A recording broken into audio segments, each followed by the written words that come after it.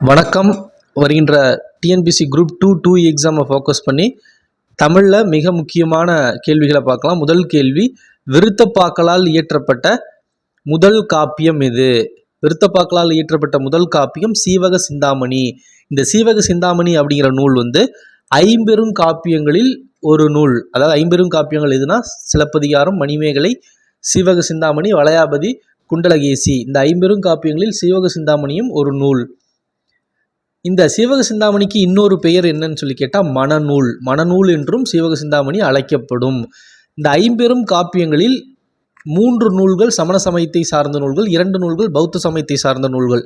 அதாவது மணிமேகலையும் குண்டலகேசியும் பௌத்த சமய நூல்கள்.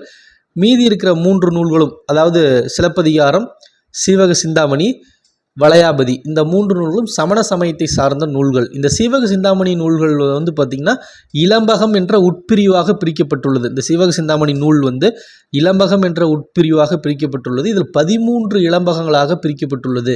இளம்பகம் என்பது உட்பிரிவு என்று உட்பிரிவாக குறிக்கும் ஒரு பொருள். இதில் 13 இளம்பகங்களில் பார்த்திங்கன்னா நாமக்கல் இளம்பகம் முதலாக முத்தி இளம்பகம் ஈராக 13 இளம்பகங்கள், அதாவது முதலாவது இளம்பகம் நாமக்கல், 13வது இளம்பகம் முத்தி ஈராக 13 இளம்பகங்கள் சீவக சிந்தாமணி உட்பிரிவு இந்த மாதிரி பிரிக்கப்பட்டுள்ளது. இந்த நூலின் ஆசிரியர் திருத்தக்கத்தேவர். அவரும் சமண சமயத்தை சார்ந்தவர். இவர் எந்த நூற்றாண்டை சார்ந்தவர்னா 9ஆம் நூற்றாண்டை சார்ந்தவர்.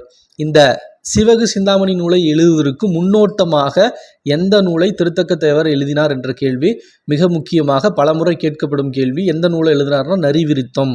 சீவக சிந்தாமணி என்ற நூலை எழுதுவதற்கு முன்னோட்டமாக திருத்தக்கத்தேவர் எழுதிய நூல் நரிவிருத்தம். மேலும் இந்த சீவக சிந்தாமணி நூலின் பாட்டுடை தலைவன் யாருன்னா சீவகன். இந்த சீவகனை பாட்டுடை தலைவனாக கொண்டு எழுதப்பட்டதால தான் இந்த நூல் சீவக சிந்தாமணி என்று அழைக்கப்பட்டது. மற்றும் இந்த நூலோட சீவக சிந்தாமணியின் மைய கருத்து என்னன்னு சொல்லி கேட்டால் இன்பங்களை துறந்து துறவு பூண வேண்டும் என்பதுதான் இந்த சீவக சிந்தாமணியோட மைய கருத்து. கேள்வி, முத்தொள்ளாயிரம் என்ற நூலின் ஆசிரியர் யார் அப்படின்னு கேட்குறாங்க. முத்தொள்ளாயிரம் என்ற நூலின் ஆசிரியர் பெயர் தெரியவில்லை. அதாவது கேள்வி. முத்தொள்ளாயிரம் ஆசிரியர் பெயர் தெரியாது. ஓகேங்களா. இது வெண்பாவால் இயற்றப்பட்ட நூல். வெண்பாவால் எழுதப்பட்ட நூல் முத்தொள்ளாயிரம். இது சேர சோழ பாண்டியர்களை குறித்து கூறும் 900 பாடல்கள் அமைந்த ஒரு நூல். இது சேர சோழ பாண்டியர்கள் குறித்து 900 பாடல்கள் அடங்கிய ஒரு நூலாக கருதப்படுகின்றது. இந்த நூல் முத்தொள்ளாயிரம் முழுமையாக கிடைக்கவில்லை. முழுமையாக கிடைக்கல. இதோட பாடல்கள் புறத்திரட்டு அப்படிங்கிற ஒரு நூலில் இதோட 108 செய்யுள்கள் கிடைத்துள்ளது. இந்த 108 செய்யுள்களை முத்தொள்ளாயிரம் என்ற பெயரில் தொகுக்கப்பட்டுள்ளது. அப்போ முத்தொள்ளாயிரம் பாடல் முழுமையாக கிடைக்கல. அதோட 108 செயல்கள் புறத்திரட்டுங்கிற ஒரு தொகுப்பு நூலில் கிடைச்சிது. அதை தனியாக அதை தனியாக இந்த 108 செயல்களையும் முத்தொள்ளாயிரங்கிற பெயரில் தொகுக்கப்பட்டுள்ளது. இவரோட ஆசிரியர் பெயர் தெரியலனாலும் அவர் 5ஆம் நூற்றாண்டை சார்ந்தவர் என்று கணக்கிடப்படுகிறது.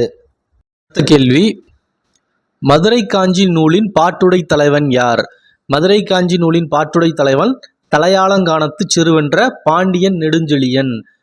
இவர் தான் இந்த மதுரை காஞ்சியோட பாட்டுடை தலைவன். இந்த நூல் மதுரை காஞ்சிங்கிறது 10 பாட்டு நூல்களில் ஒன்று. 10 பாட்டில் இருக்கிற 10 நூல்களில் இந்த மதுரை காஞ்சியும் ஒன்று. காஞ்சி என்றால் நிலையாமை என்று பொருள். இந்த நூலுக்கு மதுரை காஞ்சின்னு பெயர் வரதுக்கு காரணம் என்னன்னா, இது காஞ்சி என்ற நிலையாமை குறித்து கூறுவதாலும் மதுரையின் சிறப்பை கூறுவதாலும் இது மதுரை காஞ்சி என்று பெயர் பெற்றது. காஞ்சி என்பதன் பொருள் நிலையாமை. இந்த மதுரை காஞ்சியின் மொத்த அடிகள் 782 அடிகள்.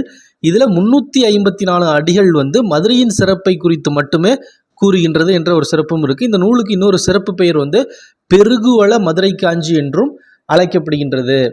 இந்த நூலோட ஆசிரியர் யாருன்னு பார்த்தா மாங்குடி மருதனார். இந்த மாங்குடி மருதனார் திருநெல்வேலி பகுதியை சார்ந்த மாங்குடி என்னும் ஊரில் பிறந்தவர். திருநெல்வேலி என்ற ஊரில் இருந்த மாங்குடியில் பிறந்தனால்தான் மாங்குடி மருதனார் என்று அழைக்கப்பட்டார்.